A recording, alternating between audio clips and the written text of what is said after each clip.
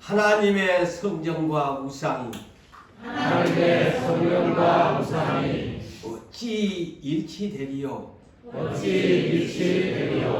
우리는 살아계신 하나님의 성전이요 우리는 살아계신 하나님의 성전이요 곧 성령의 전입니다. 곧 성령의 전입니다. 그렇죠? 우리는 오늘날 건물 성전이 교회가 아닙니다. 우리 자체가 교회입니다. 그렇죠? 그래서 우리도 단어도 잘 사용해야 돼요.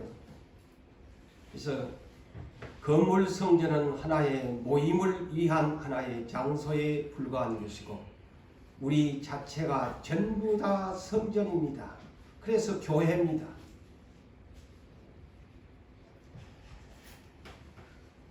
제가 이 두아디라 교회는 기도하면서 보다 보니까 두 번에 나눠서 할 수밖에 없어서 오늘은 20절까지만 말씀을 보려고 합니다. 두아디라 교회는 그때 당시에 어디가 있었을까 궁금하죠. 물론 여러분이 소아시아 지역에 있는 것으로 보는데 오늘날 그렇다면 이 소아시아는 어디냐 여러분들이 궁금할 거 아닙니까? 이 아시아는 그때 당시로는 이 아시아를 오늘날 나라 터키를 일컬어서 아시아라고 그렇게 말합니다. 오늘날 터키는 아시아가 아닙니다.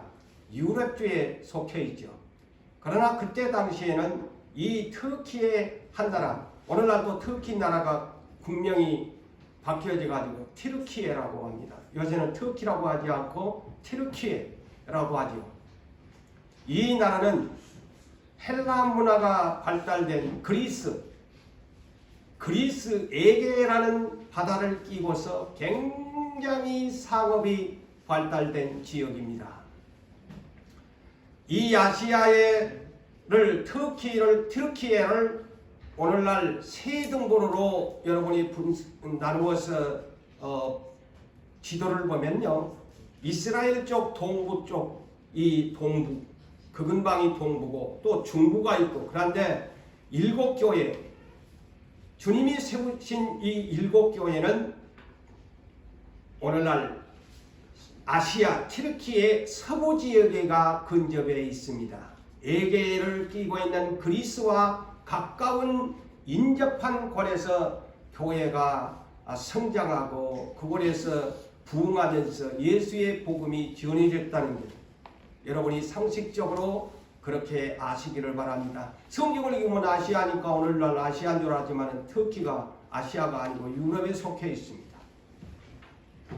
그런데 이 나라가 그리스 헬라 문화가 굉장히 발달된 그리스 에게를 끼고 이 아시아 티르키예가 있다 보니까 굉장히 이 두아디라 교회는 상업이 발달된 도시입니다. 상업이 발달되어서 그러다 보니까 상업의 협동조합이 구성이 되어 있어요. 협동조합이 발달되어 가지고 어떤 일을 하게 되려면 사업을 하려면 협동조합에 속하지 아니하면 할 수 없는 그러한 그 시대에도 그러한 오늘날도 옛날에는 우리나라 농업 협동조합이 저 시골마다 형성되어 가지고서 모든 농산물이나 이런 것들을 농nghiệp 협동조합에 하면서 서로 상부상조하면서 살아갔던 것처럼 이 두아디라 교회도 상업이 대단히 발달되었습니다.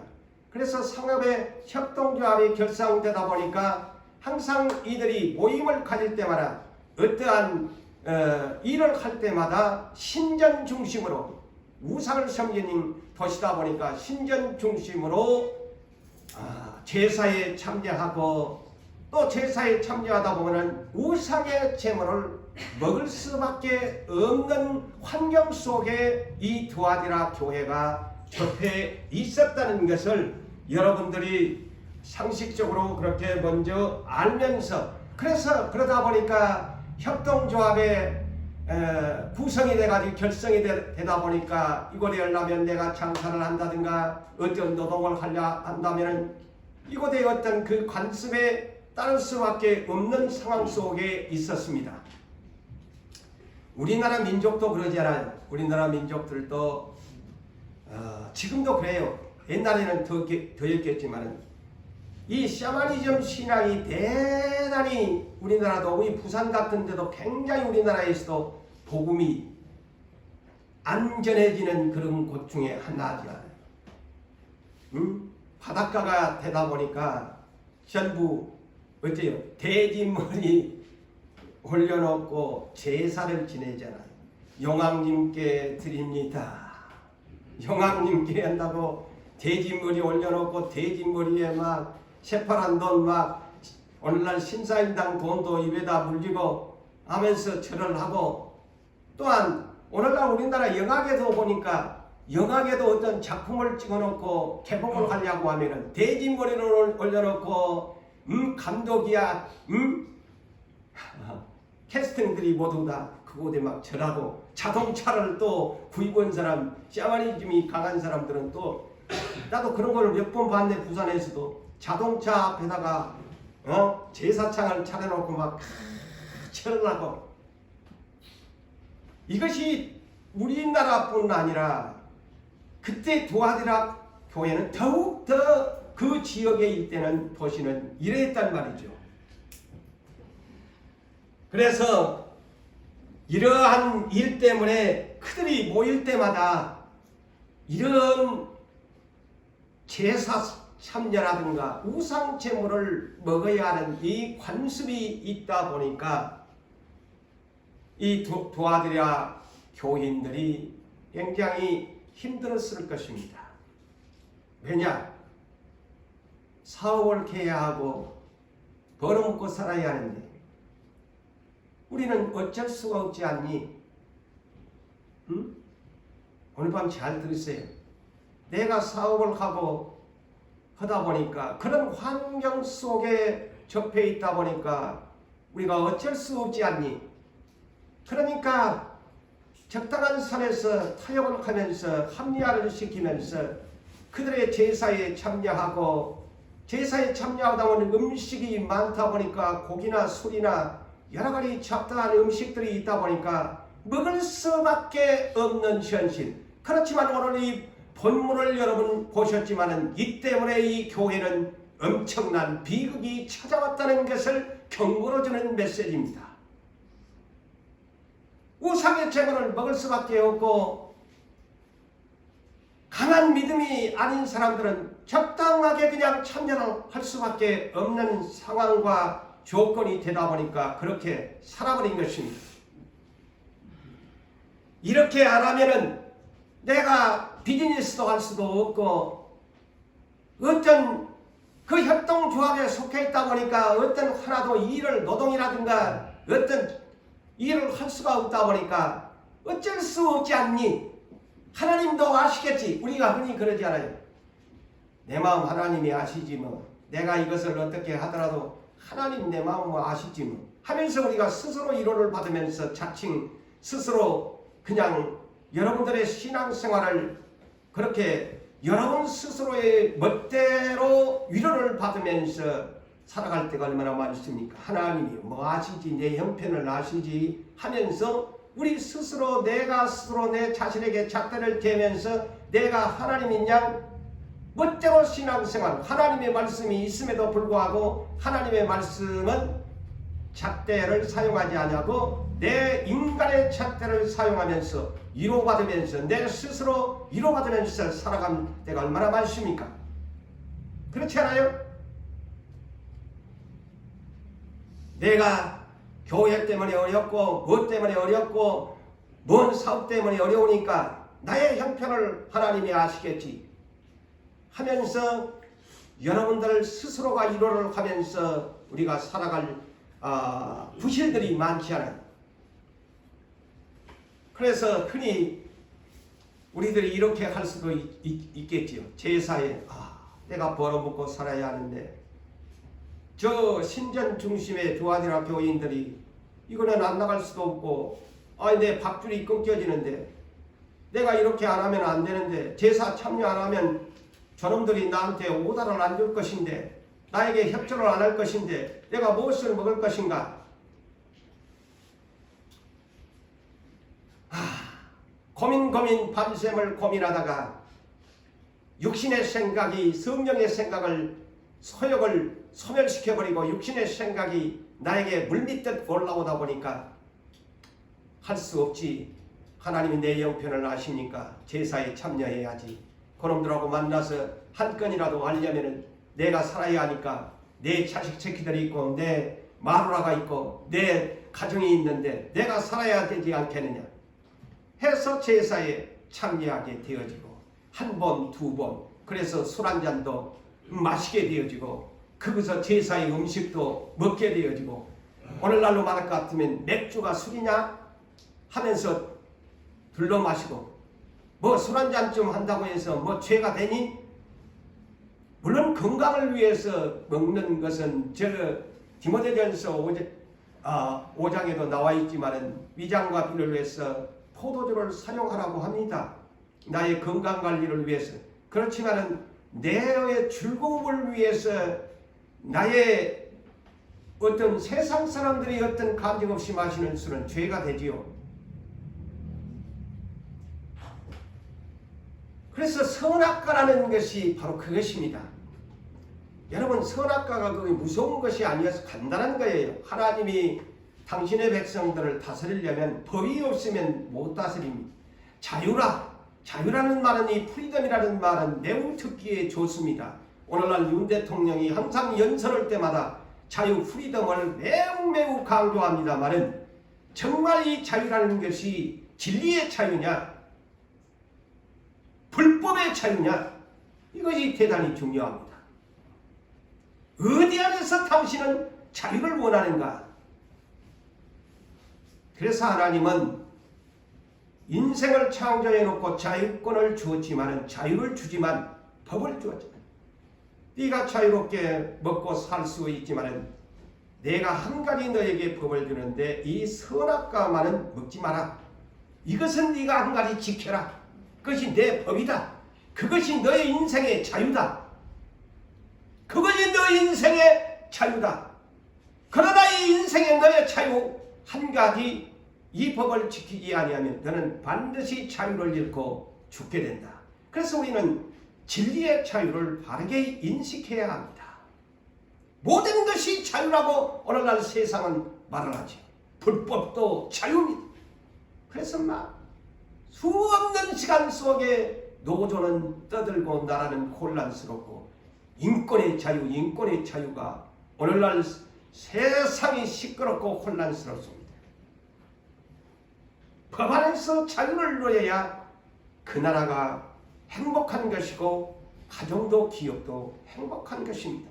법을 잃어버리는 순간부터 법이 깨지면은 기업도 어디든 자유라는 것은 있을 수 없이 폭력이 난무하게 되어지고 질서는 깨트려지고 마는 것입니다.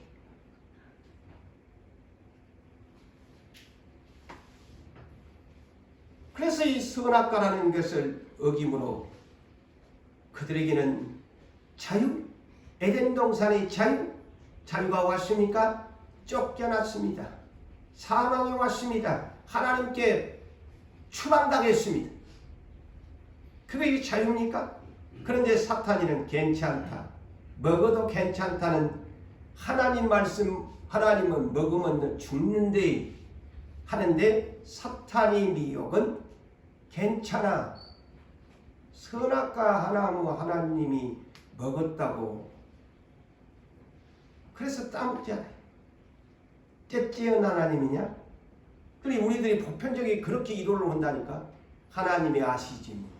이까지 그 하나, 지은 거 하나 내가 먹었다고 해서 하나님은 사랑의 하나님이신데 절대 안 그런다. 오늘날 복음이 그렇게 변질돼 가면 안 됩니다. 사람들의 비위를 맞추면서 합법화시키면서 합리화시키면서 타협하면서 예수를 믿게 하면은 교회는 망하는 것입니다. 하나님의 말씀은 어느 누구도 가감해서는 안 되는 것입니다. 주의 종이 어떻게 하나님의 말씀을 가감하면서 타협을 시킵니까? 교회는 그러면 아니 되는 것입니다. 성경에 왜 그런 분들을 기록했을까요? 사드락 메삭 아벳느고 다니엘의 세 친구는 불 속에 안 들어가려고 우상 앞에 그것을 택하지 않아요. 타협을 안 하잖아요. 다니엘 30일만 여러분 잘 생각하십시오. 30일 동안 금령을 내린 겁니다. 한 달. 자, 우리 같으면 30일만 기도 쉬면 나는 자유롭게 해방됩니다. 그러지 않아요. 그리스도인들에게 이런 시험이 왔을 때, 야, 30일 동안 기도하면 사자굴 속에 던진다. 자, 여러분 오늘 밤 하나님께서 여러분들에게 이런 법을 선포했다. 한 달 동안 기도하면 죽인다. 사자밥이 된다. 자, 고민하겠지요. 저도 고민하고 여러분도 고민할 것입니다. 그렇다면 우리는 쉽게 하나같이, 이 중에는 물론 다니엘 같은 분들이 나오시겠지만, 한 달만 기도 안 하면 괜찮은데 적당하게 한 달만 쉬면 되지 뭐. 여러분들 그렇게 안 할 거예요? 그렇게 할 거죠? 다니엘은 단 하루도 타협하지 않습니다. 그래서 의인입니다. 그래서 한리아가 되면 안 돼. 한 달쯤이야 뭐 기도 쉰다고 하나님이 사자굴 속에 이운다는데 하나님이 사랑의 하나님이신데 째째하게 나 한 달 기도 안 했다고 나를 뭐라 그러겠나?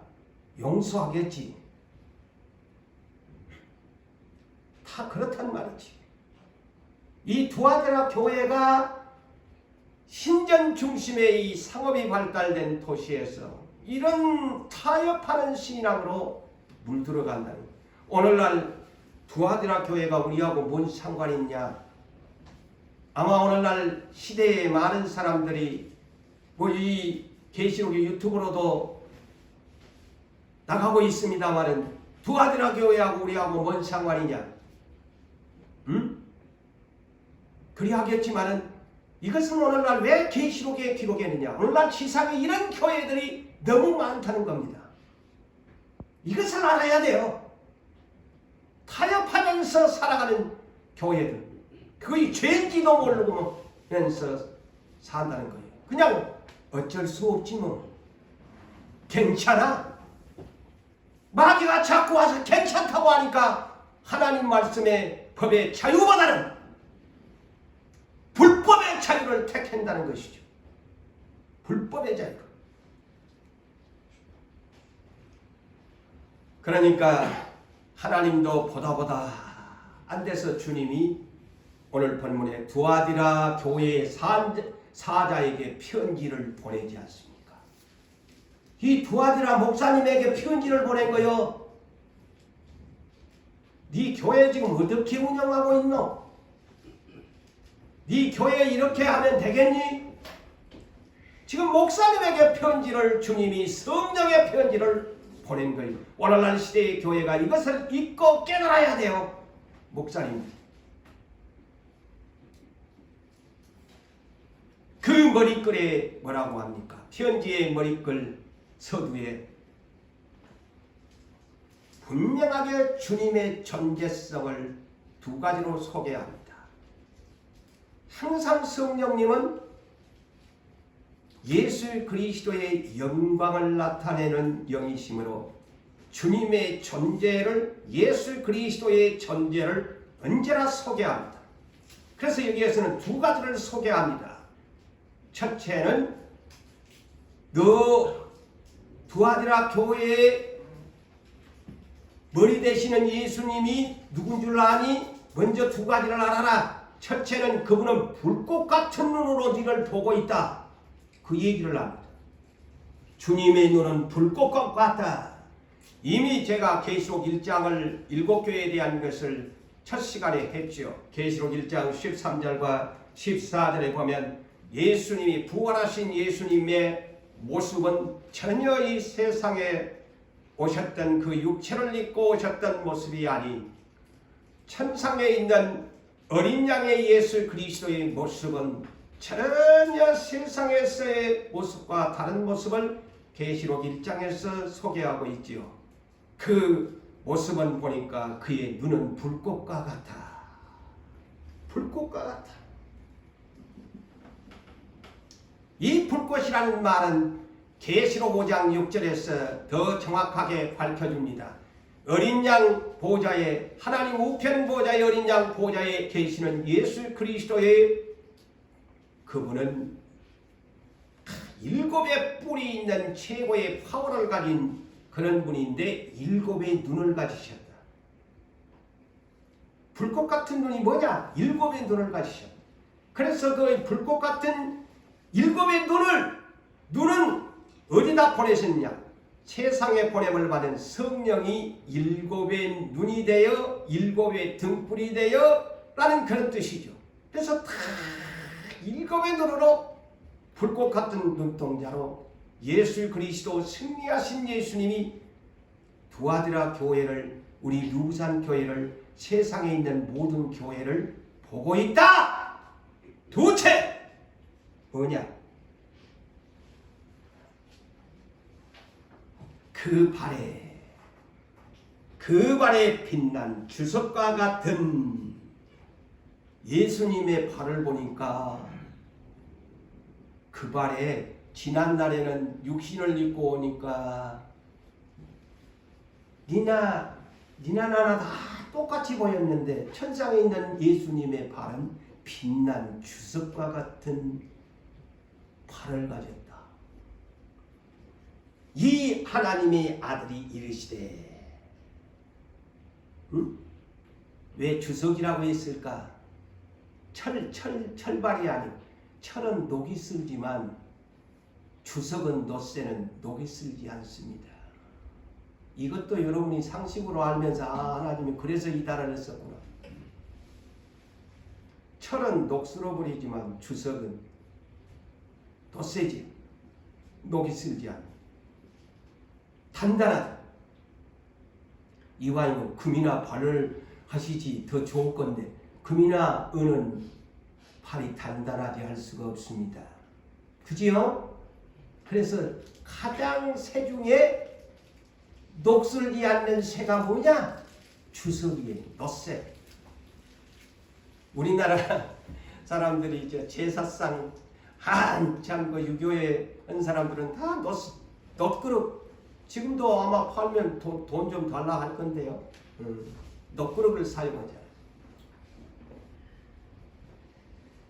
자, 계시록 1장 15절에 보니까 이 주님의 이 빛난 주석과 같은 발을 뭐라고 했느냐? 그의 발은 풀무불에 단련한 빛난 주석과 같고 그랬습니다. 풀무불에 단련한, 완전히 그 우리의 발의 모습과는 다른 풀무불의 뜨거운 불에 다 정제돼 버린 온전한 주석의 발, 단단한 주석의 발. 이 말이 무슨 뜻일까요, 여러분? 자, 불꽃 같은 눈동자로 보면 네 보고 있다 행위러니, 그 다음에 둘째는 너 그 예수님 발이 무슨 발인지 아니?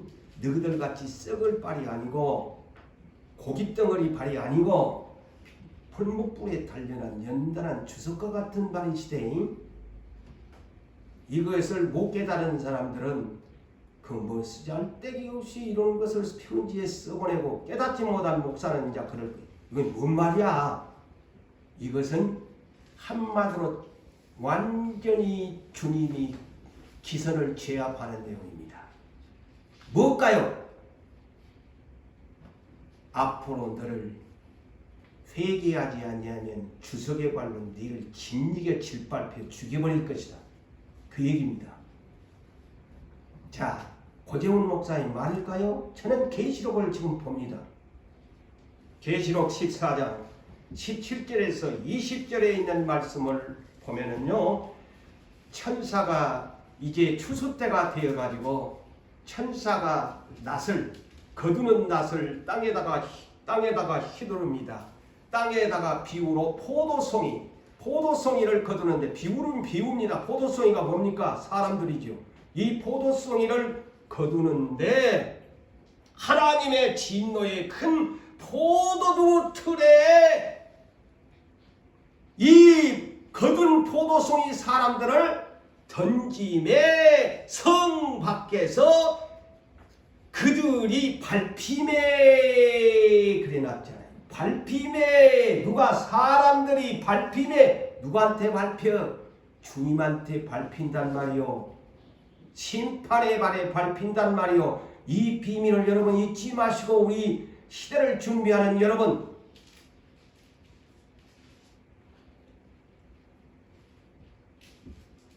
주님의 주석 같은 발로 밟아버리겠다는 겁니다.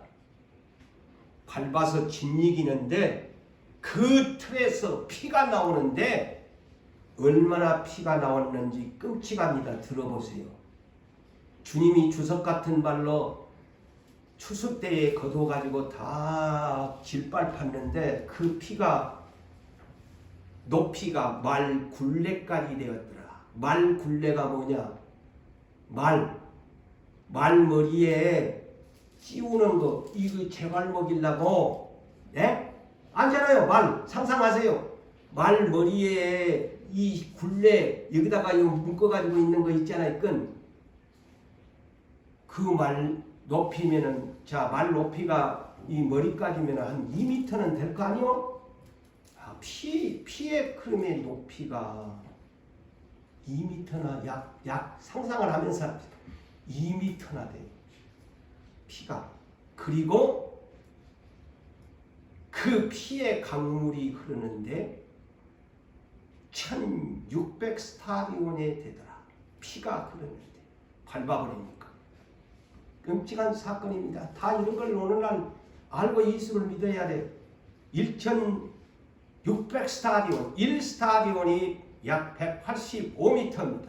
제가 곱해 보니까 296km. 리로 하면 740리에 되라는 약 2m 높이의 피와 길이가 296km나 되는 피의 강물이 흐르더라. 상상해 보십시오. 그게 누가 하겠죠? 누가? 주님만이 할 수 있잖아요. 주석 같은 발이 이 비밀입니다.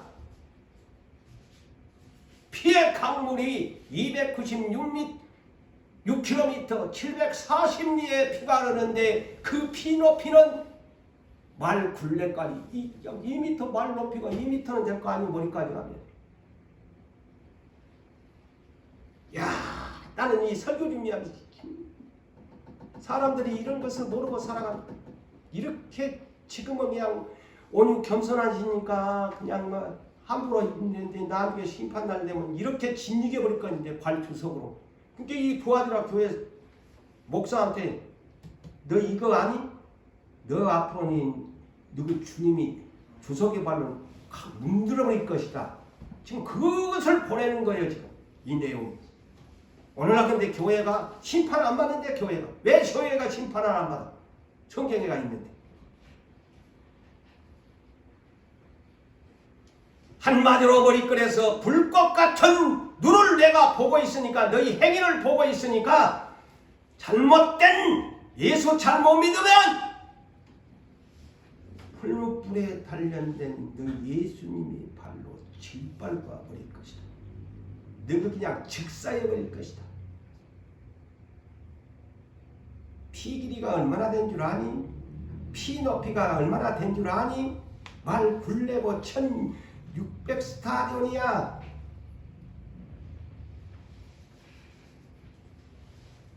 그러면서 이 19절에 그러잖아요. 그러면서 나는 행위를 안다. 두아디라 너희 교회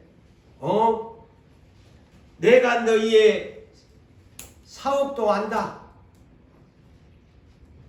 사업도 알고 사랑도 알고 너희 믿음도 알고 너희 섬김의 봉사도 알고 인내도 내가 안다. 그리고 한 가지 더 추가한다면 너희 나중 행위가 처음 행위보다도 더 많다는 것도 내가 알고 있다. 에베소 교회와는 정반대. 에베소 교회는 처음 행위가 좋았는데 나중 행위가 안 좋았는데 이 교회는 칭찬의 내용이라고 한다면은 바로 그 점인데, 그런데 오늘 20절이 문제입니다. 20절 그러나랍니다. 그러나로 시작합니다. 이것이 일곱 교회 가운데 가장 책망받은 내용입니다. 그러나 자, 주님이 알고 있다 그러잖아요. 네 사랑도 알고 네 믿음도 알고 네 인내도 알고 네 섬김도 알고 네 사업도 알고 처음보다 네 나중 행위가 더 많다는 것도 알고 있지만, 그런데 아무리 네가 좋아도 이 문제를 해결하지 아니하면 네 끝장이다, 이 얘기입니다. 앞으로 뒤에 다음에 설교할 내용 보면 여러분이 알아요. 아무리 네 잘해도 이거 행위가 있다고 하나님을 짬뽕으로 믿으면서 네 행위가 좋으면 뭐다니 네 교회 질밟아버리겠다는 겁니다. 제가 오늘날 이렇게 설교를 하면 시대의 교회들이 좋아할까요? 예? 다 안일하게 우리 교회는 최고고 우리 교회는 잘 나가는 교회고, 예? 이 일곱 교회 설교를 하면은 누가 과연 좋아할까요?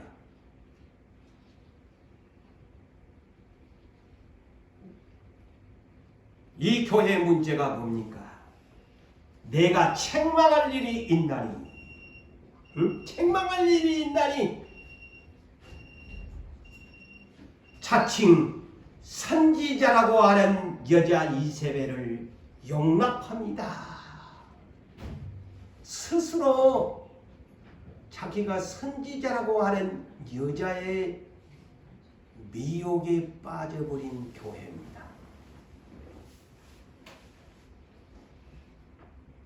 이 교회에 목사님이 있어요, 오늘날로 소위 말하면. 그런데 자칭 애언을 받았다고 하는 어느 날부터 이 여선지자가 이 교회를 주도하고 있다는 겁니다. 네, 여선지자가, 이 선지자는 한마디로 거짓 여선지자입니다. 자칭이라고 하잖아요. 스스로 나는 예언 받았다 하면서 하나님의 말씀이라고 예수 이름으로 말하면서 이 교회를, 한마디로 이 내용을 보니까 목사님으로부터 성도들을 좌지우지를 했다는 것을 볼 수 있습니다. 자, 이거 보니까 좌지우지가 어디에 나와? 자, 그가, 여선지자가 나의 종들을 가르쳐, 이 교회 나의 종들을 가르쳐 꾀어 행음 음행 간음하게 하였고 우상의 제물을 먹게 하였다. 우상의 제물을 먹게 했다. 아이 세상의 이 교회 목사님이나 모두의 성도들이 여선지자에게 완전히 제압당하고 말았습니다.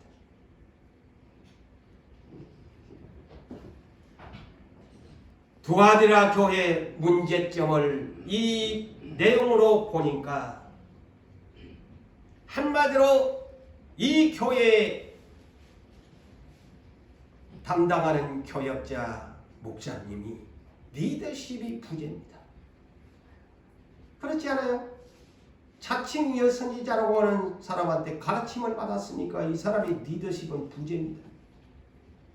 그리고 이 목사님은 한마디로 영적인 분별력이 없고 예수를 아는 지식이 부족하다는 것을 알 수 있잖아요. 어떻게 성경을 바르게 알았더라면 이런 자칭 여선지자에게 그 교회를 맡기면서 이렇게 우상에 참여하는 교회로 만들어 버렸을까요?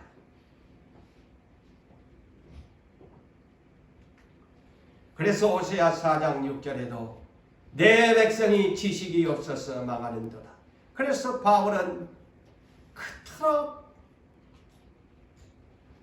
모든 것을 아는 사람이었고 모든 명예나 지위나 어디 내놔도 부끄럽지 않은 스펙을 가진 이력을 가진 사람이었지만 그가 나는 예수 그리스도를 아는 지식이 세상에서 가장 훌륭한 지식이라는 것을 알았다. 그렇게 바울 사도가 고백을 하지 않습니까? 그런데 이 교회 목사님은 너무 이 분별력이 없어서 자칭 여선지자에게 노란하고 있는 교회가 되어버린 것입니다. 왜 이럴까요? 성경에 대한 박식이 없으면 이런 문제들이 옵니다. 성경을 바르게 이해하지 못하면 이런 결과가 오는 것입니다. 거짓 여선지자가 하나님의 정도를 가르치고 이게 문제가 나오잖아요. 그 다음에 꿰어가지고 제사상에 참여하게 만들고 우상제물을 먹게 하는 세 가지의 여선지자의 이 미혹에 이 교회가 놀아난 것입니다.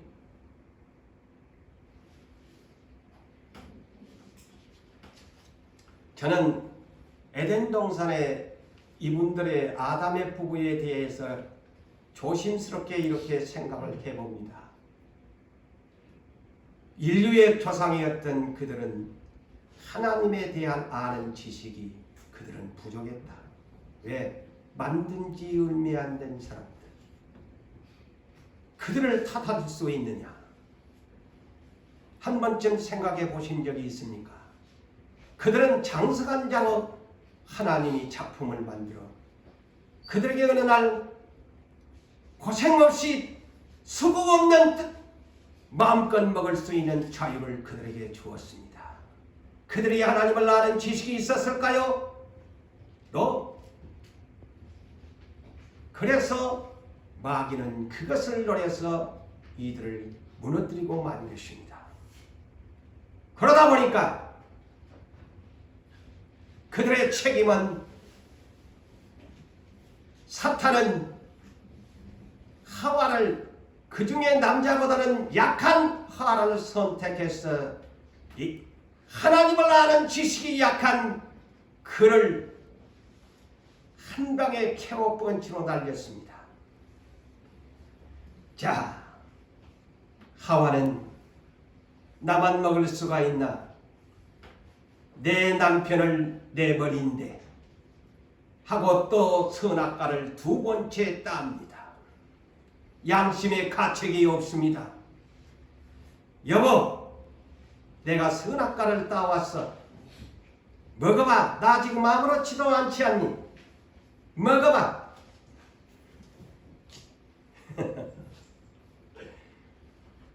아담이 예?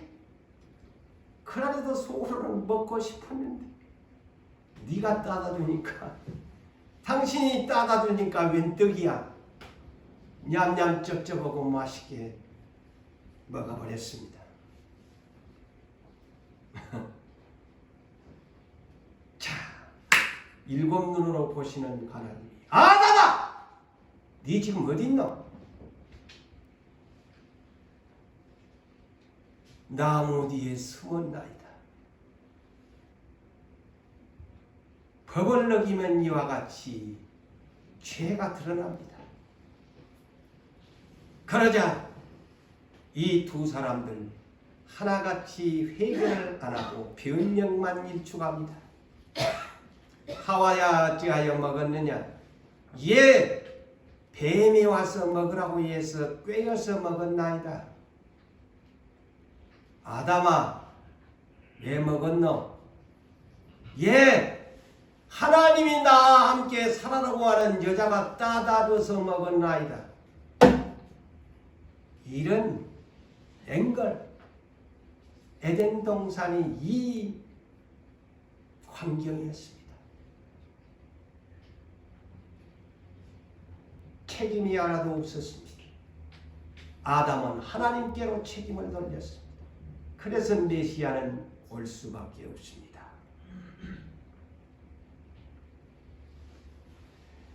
여러분, 미혹이라는 이 꾀임 한순간에 무너집니다. 예수를 아는 지식이 없으면 한순간에 무너집니다. 성경에 바르게 이해하지 못하면, 예수를 아는 지식이 없으면, 성경에 대한 바른 깨달음이 없으면 인류는 망하고 맙니다. 목사도 망합니다. 은사를 받은 사람도 망합니다. 아무리 성령의 은사를 받아도 성경에 대한 기본적인 그 테두리 안에서 벗어나면, 성경의 을 정도로 삼지 아니하면 아무리 신령하다고 떠들어도 성경에 정경을 두지 아니하면 그 은사는 잘못된 거짓 예언자가 되고 거짓 은사가 되고 만다는 것을 알아야 합니다. 항상 우리는 성경으로 돌아가서 답을 찾아야 합니다. 고린도 교회, 오늘날 같으면 고린도 교회는 오늘날 그리스 지역의 남부 지역에 해당되는 그런 고린도 교회입니다. 그런데 이 교회는 그 나라가 헬라 문화에 엄청난 그리스니까 얼마나 헬라가 또 번영했습니까? 그러다 보니까 신자들이 많죠. 그러다 보니까 이 고린도 교회가 굉장히 우상에, 그래서 성령의 은사도 많이 이 교회를 많이 부어줬어요. 고린도전서를 보면. 그래서 그러다 보니까 이 교회가 굉장히 우상의 제물에 대한 문제로 복잡한 그런 고린도 교회입니다. 그래서 바울 사도가 고린도 교회를 향해서 고린도후서 11장 2절과 4절에서도 이와 같이 말씀합니다. 내가 너희를 정결한 처녀로, 자, 잘 들으십시오. 우리를, 여러분들을 또 그때 당시에 너희를 정결한 처녀로, 처녀로 한 남편인 그리스도께 드리려고 너희 고린도 교인들을 중매한다. 오늘날 우리 누부산 교회를 중매한다. 그러나 나는 뱀이 그 간산 계략으로 화를 미혹한 것 같이, 하와를 미혹한 것 같이 너희 마음이 그리스도를 향하는 진실함과 깨끗함에서 떠나 부패할까 두려워하노라. 부패할까 두려워하노라. 만일 누가 가서 바울의 일행들 우리가 전파하지 아니한 다른 예수를 전파하거나, 혹은 너희가 받지 아니한 다른 영, 미혹의 영을 받게 하거나, 혹 너희가 받지 아니하는 다른 복음을 받게 할 때에도 너희는 그것들을 잘 용납하는구나. 이게 한마디로 이 고린도 교회가 너무 미혹이 심하다는 거예요. 그래서 은사들을 많이 주어가지고, 성령의 은사들을 주어서 고린도 교회에 하나님이 계시다. 미혹되지 마라. 그 대표적인 하나의 교회가 고린도 교회입니다.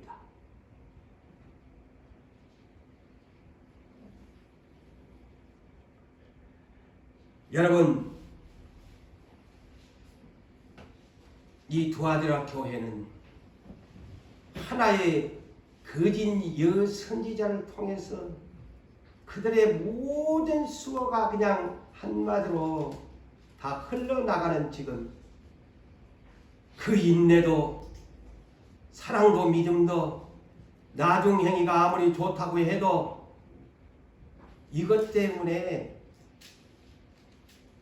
주님에게 책망을 받는 교회가 됐는데,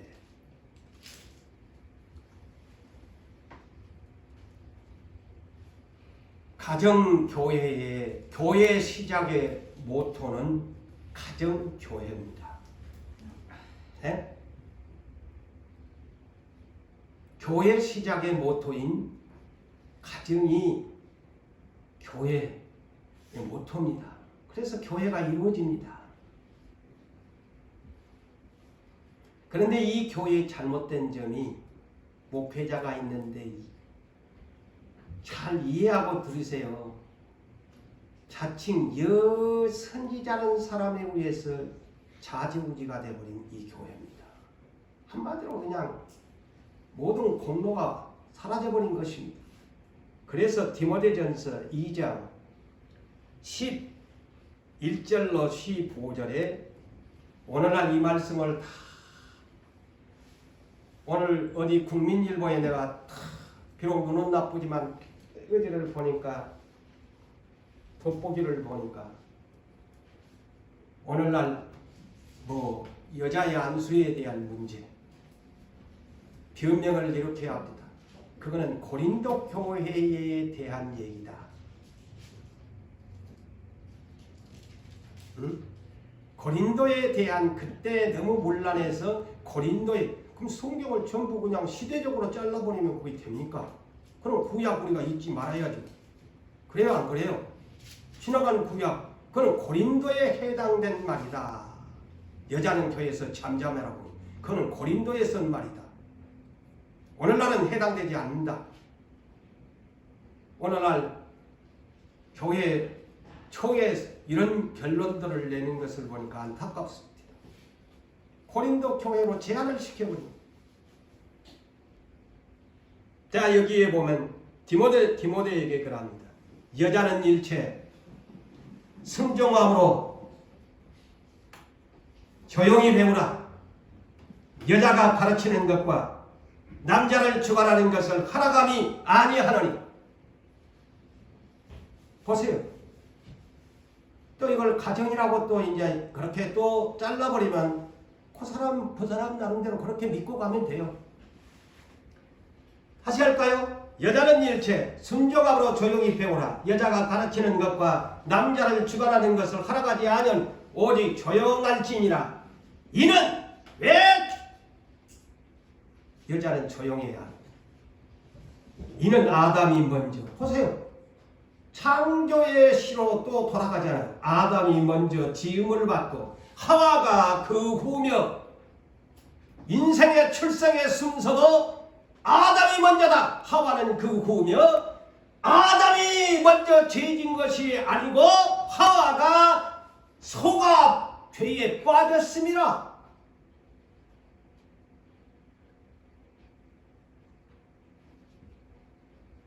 그러나 여자들이 정숙함으로써 믿음에 거하고 사랑에 거하고 거룩하게 거하면 여자가 그 해산함으로 구원을 얻으리라. 이렇게 말씀을 합니다. 자, 이 대목만 있을까요? 아까도 제가 했습니다만 고린도전서 14장에는 성령의 은사에 대한 방언과 애언의 은사에 대한 것에 대한 것을 설명하면서 갑자기 한 가지 그 질서의 부부에 대한 것을 그 은사에 기록하고 있습니다. 이는 고린도전서 14장 33절 이하에 이렇게 말을 합니다. 하나님은 무질서의 하나님이 아니시다. 화평의 하나님이시다. 하면서 부부가 교회에 출석한다면 내가 쉽게 얘기합니다. 남편이 있는 사람이 여자가 교회에서 말하는 것은 부끄러운 것이다.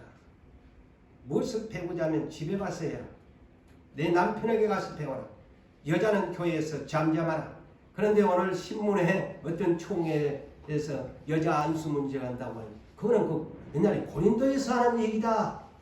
지금 시대가 어떤 시대인데 그럼 어떤 시대는 그러면 성경도 다 바꿔야 됩니까? 하나님의 말씀을 누가 감히 종들이 바꿉니까? 천지가 없어지기에는 누가 그것을 과감합니까?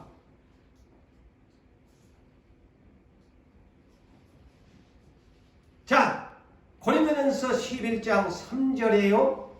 자, 질서를 더 정확하게 말을 합니다. 여자의 머리는 누구? 남자. 남자의 머리는 누구? 그리스도. 그리스도의 머리는 누구? 하나님. 이것이 질서입니다.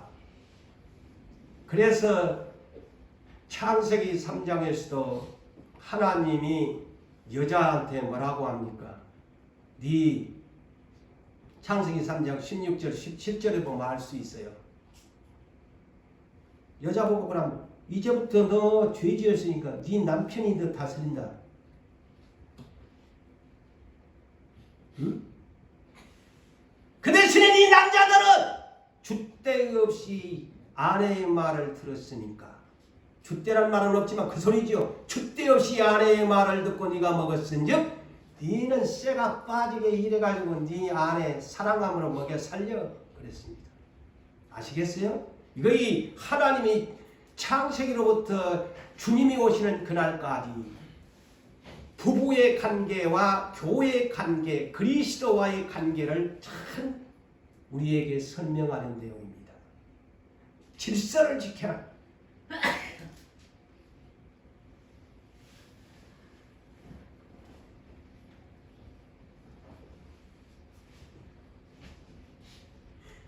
그래서 성경은 이렇게 두 가지로 묘사를 했죠. 남녀 간에 있어서 다 성이 다르지 않아요. 성 문제가. 그러다 보니까 어떤 남녀 간에 이성적인 이런 성이 되면은 뭐 가늠했느니 음행했느니 음란이라는 말을 사용하잖아요. 마찬가지로 성경에서도 호세아 선지자를 통해서 우리에게 가르쳐주는 것이 남편과 아내 사이다. 하나님과 우리 사이는 남편과 아내다. 또 예수님은 우리의 신랑이고 우리는 신부다. 그래서 하나님보다 예수님보다 더 사랑하는 것 다 음행이고 간음이고 행음이다. 응? 참 우리에게 그것을 이 성경에서 말해줍니다. 그래서 야고보서 4장 4절부터 8절 이하에 있는 말씀을 보니까 자 우리에게 간음한 여인들아 세상과 벗된 것이 하나님과 원수된 것을 알지 못하느냐? 그런즉 누구든지 세상과 벗이 되고자 하는 자는 하나님과 원수가 되는 것이다. 하나님과 원수래요. 세상을 사랑하며 세상에 벗을 삼은 사람은 하나님과 원수된 간음한 사람이라고 하잖아요. 간음한 사람, 음란한 사람, 음행한 사람.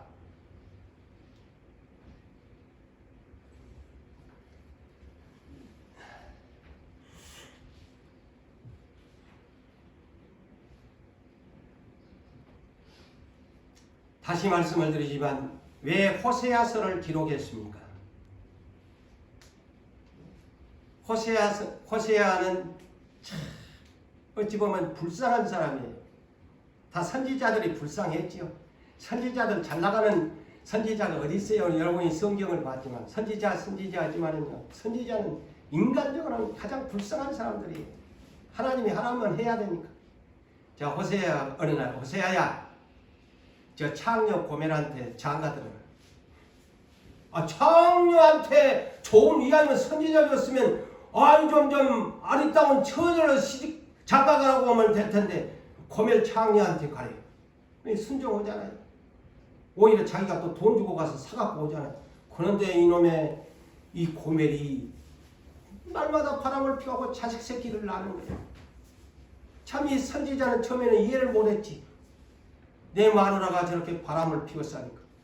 나중에 하나님이 이 호세아서를 기록하면서 바로 이스라엘이 네 아내 고멜처럼 나를 버리고 저렇게 다른 것을 섬긴다. 다른 것을 섬긴다. 우상 숭배를 한다. 나는 이스라엘의 남편이 되고 이스라엘은 나의 아내인데 네 아내 고멜처럼 저렇게 이스라엘이 타락하고 부패하고 한다.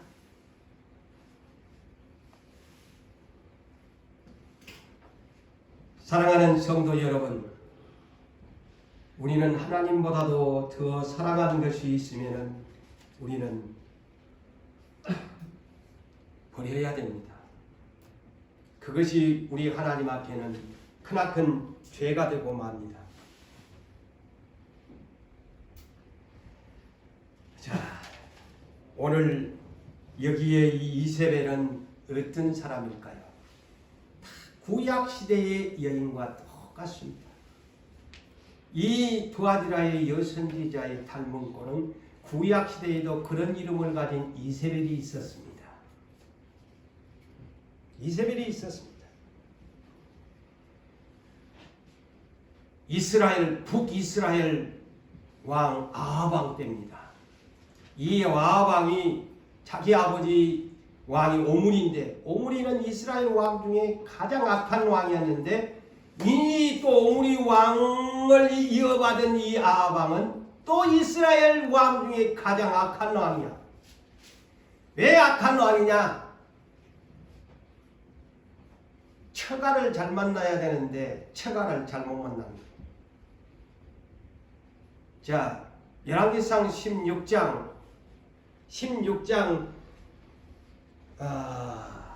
29절로부터 이걸 보니까 누구한테 이 아하방이 장가를 들었느냐? 시돈의 사람 왕 발 제사장의 딸한테 장가 들은 거예요.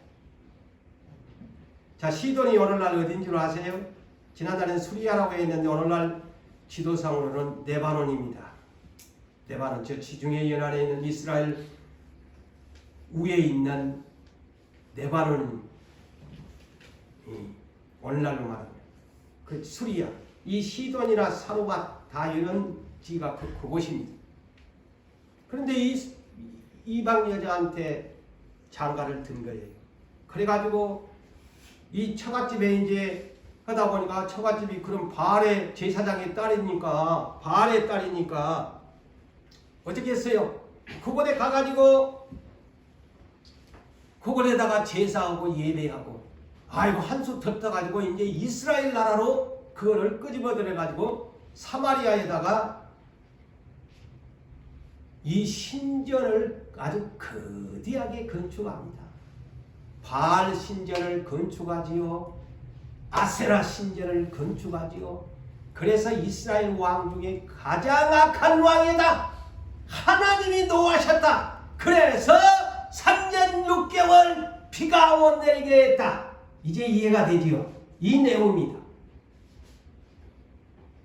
그러니 얘기하면 고생만 세상말로 그냥 쇠 빠지게 그냥 기도시키고 또 비 안 오게 만들고 갈멜산에서 바알과 아세라 850대 1로 싸우게 또 그렇게 막 만들지요. 에? 자, 이 바알신, 여러분 바알신이 무슨 신이에요? 항소를 상징합니다. 항소를 상징해요. 그래, 풍요로운 신.